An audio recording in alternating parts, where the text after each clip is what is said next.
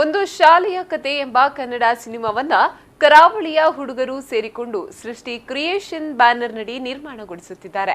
ಈ ಕನ್ನಡ ಚಲನಚಿತ್ರದ first look ಮತ್ತು ಸಿನಿಮಾ ಟೈಟಲ್ ಅನ್ನ ಹಿರಿಯ ಸಂಗೀತ ನಿರ್ದೇಶಕ ನಾದಬ್ರಹ್ಮ ಡಾಕ್ಟರ್ ಹಂಸಲೇಖ ಮತ್ತು ಖ್ಯಾತ ಹಿನ್ನೆಲೆ ಗಾಯಕಿ ಲತಾ ಹಂಸಲೇಖ ಅವರು ಮಕರ ಸಂಕ್ರಾಂತಿಯ ಹಬ್ಬದಂದು ಬೆಂಗಳೂರಿನಲ್ಲಿ ಬಿಡುಗಡೆ ಮಾಡುವ ಮೂಲಕ ಹೊಸಬರ ಪ್ರಯತ್ನಕ್ಕೆ ಶುಭ ಹಾರೈಸಿದ್ರು.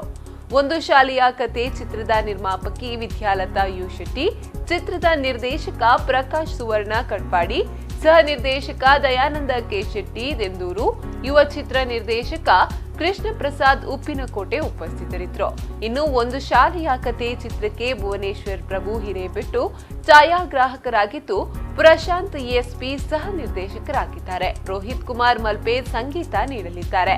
ಉಳಿದಂತೆ ಸ್ಯಾಂಡಲ್ವುಡ್ ಮತ್ತು ಬಾಲಿವುಡ್ನ ಹೆಸರಾಂತ ಕಲಾವಿದರೊಂದಿಗೆ ಕೋಸ್ಟಲ್ ವುಡ್ನ ಪ್ರಮುಖ ಕಲಾವಿದರು ಒಂದು ಶಾಲೆಯ ಕಥೆಯಲ್ಲಿ ಒಟ್ಟಾಗಿ ಕೆಲಸವನ್ನ ಮಾಡಲಿದ್ದಾರೆ.